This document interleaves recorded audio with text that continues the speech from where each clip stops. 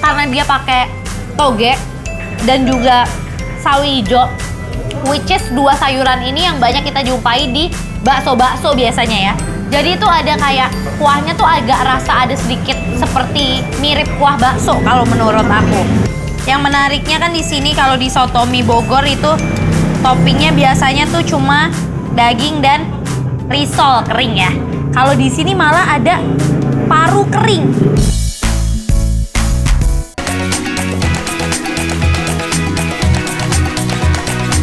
Nah, Sobat Makan, kalau main ke Sukabumi, jangan lupa mampir ke Soto Mie paling enak. Nama warungnya Soto Mie dan Mie Kocok Mang Ece Odeon. Warung ini udah ada sejak tahun 1973 loh Sobat Makan. Dan uniknya nih, soto ini tuh ada bumbu bawang hitamnya yang menambah cita rasa khas warung ini. pokoknya aku pengen milikin semuanya di dalam satu mangkok ini. Bisa nggak aku Boleh buat banget. sendiri? Teh. Boleh. Nih, aku jadi masukin Yang minyak dulu pertama ya. minyak dulu. Oke. Gak cuma bumbu bawang hitamnya aja nih yang nyentrik, ada juga topping parunya yang super unik. Tipis, kering, dan pasti gigi tuh crunchy banget. Aduh, makin gak sabar sih untuk cobain soto mie-nya deh. Cus, ikutin Audi terus ya. Soto apa yang ada di lagu? Ayo, nggak tahu kan Sobat Makan? Soto yang ada di lagu adalah soto yang tak bisa lepas, percayalah. Hanya, jelek banget ya suaranya. Tapi itu adalah satu yang tak bisa lepas kayak gini nih. Ini aku udah nyari sesuka bumi. Ini satu-satunya soto mie dan mie kocok Mang Ece Odeon yang enak banget dan paling terkenal sesuka bumi. Sekilas kuahnya ini tuh ya mirip kayak di soto mie Bogor aja gitu ya. Kita cobain kuahnya ya.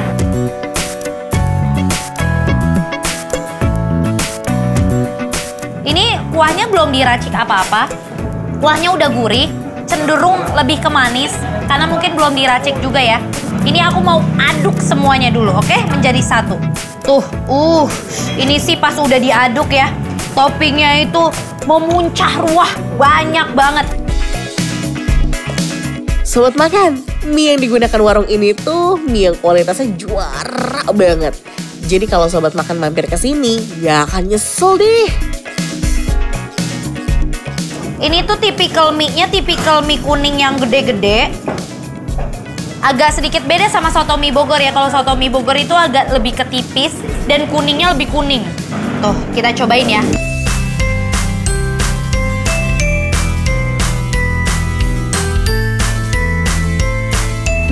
Ini rasa sotonya unik karena dia pakai toge dan juga sawi hijau, which is dua sayuran ini yang banyak kita jumpai di bakso-bakso biasanya ya. Jadi itu ada kayak kuahnya tuh agak rasa ada sedikit seperti mirip kuah bakso kalau menurut aku. Yang menariknya kan di sini kalau di soto mie Bogor itu toppingnya biasanya tuh cuma daging dan risol kering ya. Kalau di sini malah ada paru kering. Ini dia nih yang gak sabar untuk dicobain, topping parunya. Parunya tuh unik banget loh Sobat Makan, karena tipis dan kering banget. Kira-kira Audi suka gak nih? Ini enak. Aku suka banget sama topping parunya karena topping parunya itu rasanya nggak hambar dan dia bener-bener crunchy banget, seperti kerupuk ya. Tuh. Yang membedakan soto mie dengan soto lainnya adalah topping babatnya dong. Pasti rasanya juara banget deh. Nah, sekarang aku mau cobain pakai bakso dan juga babat.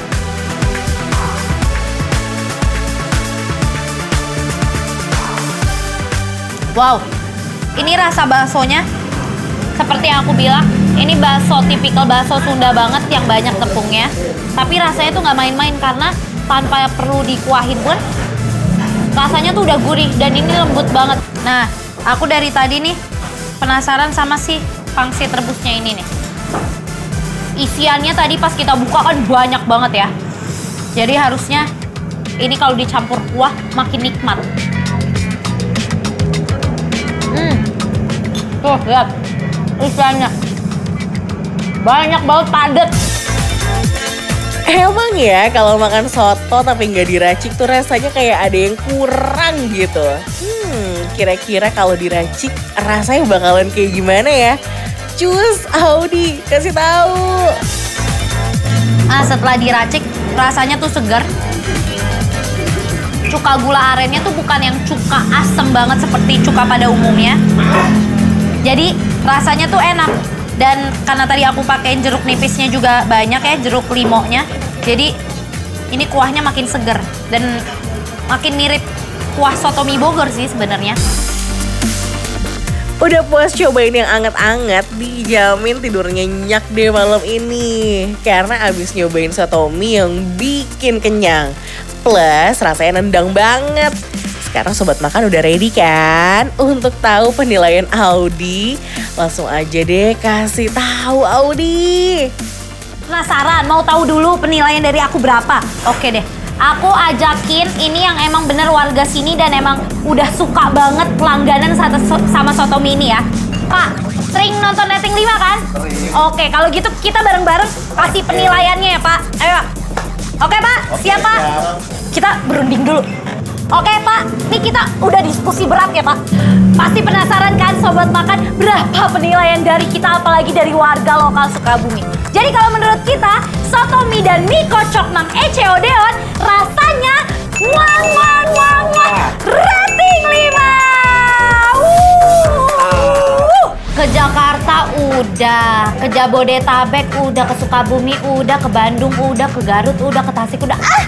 Emang top banget deh rekomendasi kuliner dari Rating 5 ini. Jadi kita tuh nggak gabut dan jadi punya ide-ide makanan lainnya. Tapi kenapa itu Sobat Makan kok insecure banget? Belum dapat ide mau makan apa? Pasti karena kelewatan nonton Rating 5 kan? Udahlah sekarang mah don't worry be happy. Tinggal ambil handphone kamu, habis itu scan QR code yang ada di layar kanan bawah TV kamu. Yes, benar banget supaya kamu terus-terusan bisa nonton Rating 5 dan juga pastinya program-program GTV lainnya melalui aplikasi RCTI Plus. Makanya buruan, scan sekarang. Scan. Panas-panas gini emang paling bener sih makan yang seger-seger ya Sobat Makan. Di Purwakarta, tepatnya di Jalan Sudirman, ada nih satu warung legend sejak tahun 1970-an yang jualan es campur dengan porsi yang mini-mini. Namanya es ciming. Ciming diambil dari nama pemilik pertama warung ini. Suasana warungnya masih mempertahankan kesan jadul tapi tetap kerasa hominya loh Sobat Makan. Kira-kira apa sih yang bikin es campur ini istimewa? Ikutin Caca aja yuk. Halo, permisi Bapak. Pak, saya mau nanya-nanya boleh nggak Pak? Boleh. Saya tuh penasaran banget, es ciming ini katanya terkenal banget ya di Purwakarta. Nah, es ciming itu sebenarnya apa sih Pak? Es ciming itu sebenarnya diambil dari nama pemiliknya. Oke. Yaitu Bapak Ciming. Saat ini warung es ciming khas Purwakarta diteruskan oleh generasi kedua dari sang pemilik, namanya Pak Rudi. Karena nama es ciming ini udah melekat untuk warung ini, akhirnya tuh banyak warga Purwakarta yang menjadikan es ciming sebagai dessert manis khas Purwakarta.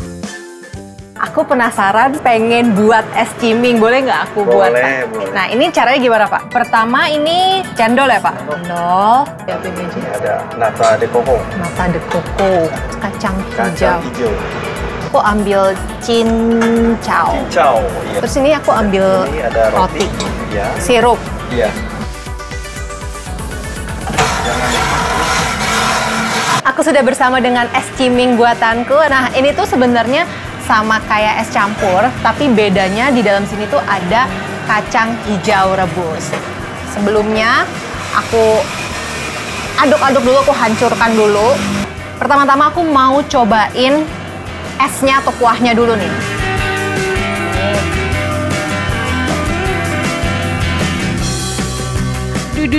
Duh, baru serputan pertama aja udah dibikin jatuh hati nih sama rasanya. Sirupnya wangi, enak kalau sirupnya ini tuh bukan sirup yang dijual di pasaran. Sirup merah di sini ternyata dibuat sendiri loh oleh sang pemilik menggunakan campuran gula pasir dan sedikit pewarna makanan. Nah, di dalamnya itu ada roti, ada es kelapa jelly, ada cendol, ada cincau, ada kacang hijaunya. Ini nih pelaku utamanya yang bikin es di sini tuh jadi makin istimewa. Ada kacang hijau rebus sebagai campurannya. Duh, kok bisa ya kepikiran nyampurin kacang hijau di dalam semangkuk es campur? Yuk langsung aja kita makan semuanya. Segar, manisnya juga nggak giung. Terus karena ini ada kacang hijaunya, jadi aku berasa ini tuh beda dari yang lain. Dan juga ada tekstur yang beda di mulut aku. Dari ekspresinya emang gak bisa bohong deh. Es ciming emang secandu itu sih buat dicoba.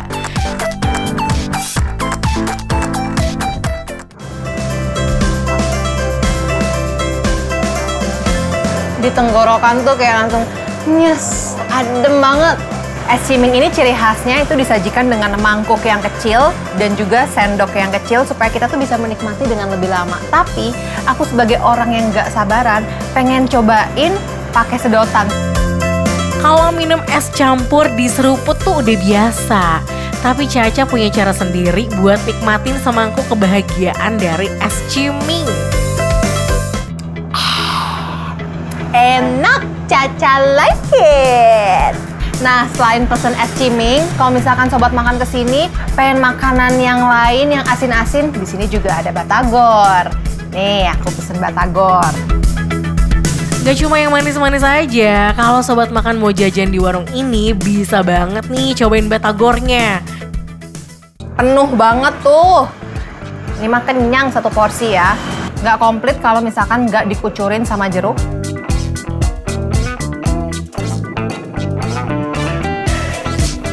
Bumbu kacangnya tuh berasa banget. Gak usah pakai lama, Caca mau cobain campur bumbu kacangnya dan makan barengan sama cabe. Duh, maknyus gak tuh di lidah. Sambelnya nggak begitu pedas, tapi menurut aku enak. Ada sambal di batagor tuh hanya untuk menambah sensasi pedas sedikit-sedikit aja, dan menurut aku ini pas. Aduh, gak salah pilih deh ya, Ca. Di balik sederhananya warung es ciming ini menyimpan banyak kebahagiaan yang dituangkan dalam semangkuk es ciming. Manisnya pas, bikin Caca ketagihan, Kira-kira apa ya penilaian dari Caca? Seger, manis. Sobat makan penasaran gak sih penilaian dari aku gimana? Jadi, es ciming di Purwakarta enaknya real. Emang makan kayak gini tuh kudu nasi anget wajib. Jangan lupa persambel-sambelannya juga nih. Tuh. Wah, sedap banget. Sama ada popohan tah. Kalau orang Sunda teh wajib popohan. Nggak boleh di skip. Kalau nggak popohan teh tespong. Ini wangi banget. Ini penetral kolesterol nih. Makannya kita. Tuh.